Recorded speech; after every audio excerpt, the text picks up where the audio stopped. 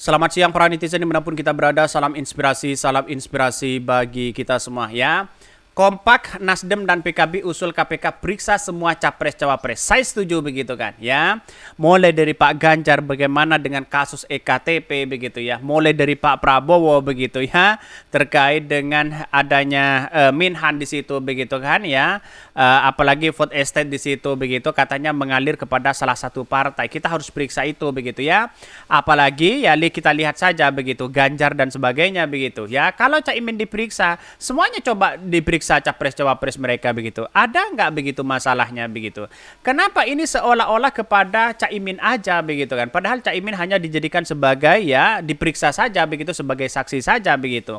Jadi artinya apa? Artinya selama ini kemana saja KPK begitu. Padahal mantan KPK sejak dulu begitu kan. Melihat Caimin tidak ada kasus korupsinya sama sekali. Tidak bisa mentersangkakan Caimin karena bukti itu tidak ada begitu kan. Dua alat bukti itu tidak ada. Kenapa sekarang muncul? Karena bersifat politis begitu ya. Di tahun-tahun ini bersifat politis. Pasti banyak bisikan-bisikan ke KPK. Terutama lawan-lawan ya Caimin begitu ya. Kira-kira seperti itu begitu ya. Tetapi mari kita baca terlebih dahulu komentar-komentar netizen seperti ini. Ini komentar-komentar dari netizen ya. Kompak, Nasdem dan PKB usul KPK periksa semua capres-cawapres ya. Sudah clear di situ begitu ya. Tantangan yang harus ditunaikan biar hukum ya runcing ke bawah, atas, samping, kanan, kiri, depan, belakang ya. Buktikan kalau memang wakil Tuhan di bumi dan jangan menipu Tuhan disumpahi demi namanya begitu ya. Sudah hal seperti itu begitu ya. Ya, biar bersih semuanya, ya, nggak saling fitnah agar tercipta pemilu yang jurdil, bersih, dan demokratis. Hukum tidak boleh tebang pilih. Usut satu, ya, semuanya wajib diusut. Betul begitu kan? Saya setuju sekali kalau memang ini diusut begitu kan, ya. Tidak hanya Caimin begitu kan, ya. Pak Ganjar juga sama, Prabowo juga sama begitu kan, ya. Harus diusut begitu. Apakah bersih atau tidak begitu kan, ya. Setuju banget ide cemerlang KPK periksa semua, tinggal nunggu deklarasi saja. Ada Ganjar dan Prabowo, ada siapa lagi ya ini. KPK nggak mau begitu, katanya begitu. Ya tergantung dari pesanan mereka begitu kan ya. Ya hal-hal yang bersifat politis itu masyarakat Indonesia pasti paham begitu ya. Bahkan di satu sisi ya terutama proyek food estate. Coba periksa di situ begitu ya. Setuju EKTP dan sama food estate adalah kejahatan lingkungan, kata Hasto. Kita lihat saja begitu ya. Apakah ini kena atau tidak begitu kan? Sudah jelas-jelas murni ada keterlibatan itu begitu ya. Bahwa di 2007 begitu kan ya, apalagi ini dengan Caimin begitu kan, sudah jelas bahwa tidak ada ya alat bukti untuk mentersangkakan orang. Pak Ganjar juga sama pada waktu itu begitu kan. Caimin juga sama di situ begitu. Artinya kenapa kalau KPK hari ini ngotot sekali untuk memeriksa Caimin begitu kan ya, karena pada hakikatnya inilah politik Indonesia begitu. Kapan mau maju kalau seperti ini terus begitu ya, selama 11 tahun kemana aja begitu. Aneh pola pikirnya, sekolah di mana ya, siapapun yang terindikasi korupsi akan diperiksa, apapun posisinya. Benar-benar koalisi haus kekuasaan. Ini banyak sekali ya pro dan kontra begitu kan.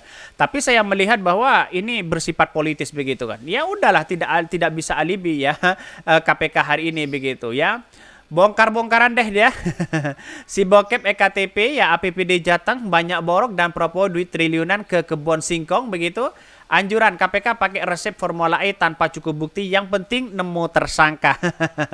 Kacau kalau seperti itu begitu kan. Kalau hukum itu dijadikan sebagai alat untuk memukul lawan, ya sampai kapanpun tidak akan selesai begitu. Kasus durian, padahal dulu sudah selesai begitu ya. Dalam artian ya Caimin tidak bisa ditersangkakan karena dua alat bukti itu tidak cukup begitu kan. Maka dijadikan sebagai ya saksi di situ begitu. Apa yang terjadi? Masih muncul spekulasi begitu kan. Padahal orang yang ditahan itu sudah mau keluar kan, kira-kira seperti itu begitu ya. Jadi kan aneh begitu. Tetapi mari kita baca terlebih dahulu beritanya seperti ini.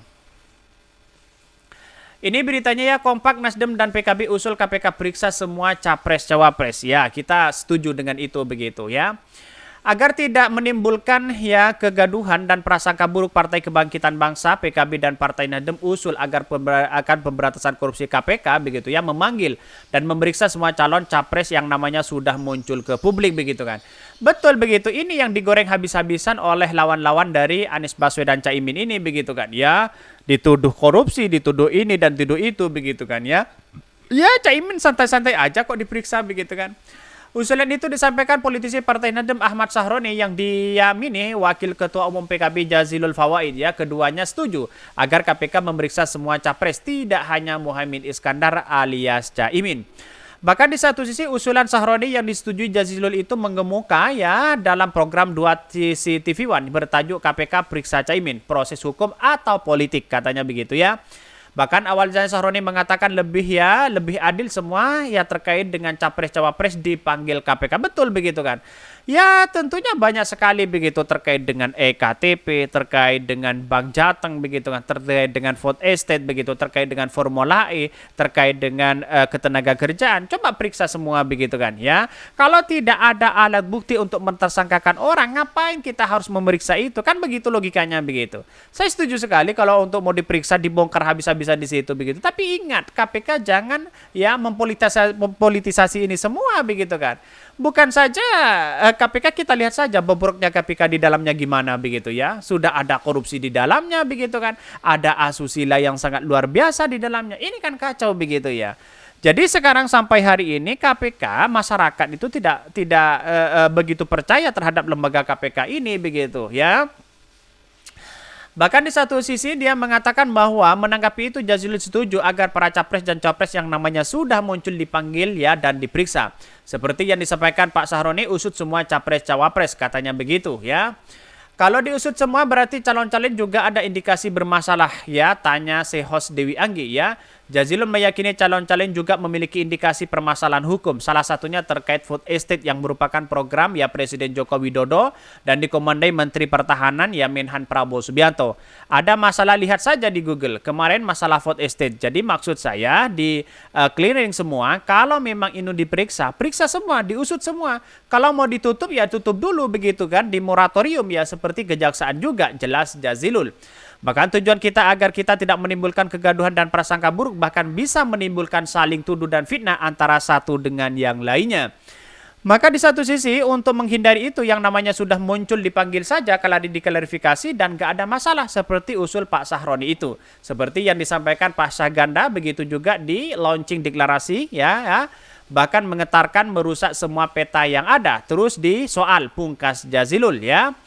Bahkan di satu sisi acara itu juga menghadirkan dua narasumber lain, pengamat politik Syahganda Nainggolan ya dan mantan pimpinan KPK ya Saud Sitomorang ya. Sementara pimpinan KPK Nurul Gufron ya berhalangan hadir. Ya takut mereka begitu kan di KPK itu sendiri begitu kan ya. Jadi artinya apa? Artinya sudah jelas begitu kan. Saud Sitomorang sudah menjelaskan bahwa tidak ada indikasi sama sekali kepada Caimin begitu kan. Kalau hanya diperiksa ya diperiksa sebagai saksi, oke, tidak menjadi masalah. Tapi kenapa kok sekarang yang dipanggil menjadi saksi begitu kan? Bukankah sejak dulu 11 tahun yang lalu begitu kan? Dan bahkan orang-orang yang korupsi di dalamnya bisa saja sudah mau keluar kan begitu, mau keluar lalu kemudian dipanggil begitu. Ada apa begitu? Ini sangat bersifat politis begitu ya. Masyarakat sudah paham itu seperti apa begitu ya. Karena pada hakikatnya di sisi lain orang menganggap bahwa persoalan-persoalan politik seperti itu saya kira ada masalah besar atau apa gitu, kita lihat saja di situ begitu ya. Bahkan menurut saya pribadi ada kendala yang kemudian kenapa KPK ini kok seolah-olah ada yang membisiki begitu kan ya. Walaupun secara tidak langsung masyarakat tidak tahu, tapi banyak masyarakat sudah mengetahui bagaimana ya di lembaga KPK itu sendiri begitu kan. Ya sayang seribu sayang lembaga seperti itu dicederai oleh Firly Bahuri kan begitu logikanya begitu ya. Oke, mungkin itu yang kami sampaikan. Tonton terus channel Hodari Podcast Rakyat ini kan ada berita-berita menarik dan viral setiap harinya. Salam para netizen, salam inspirasi bagi kita semua. Jangan lupa di subscribe channel YouTube Hodari Podcast Rakyat ini.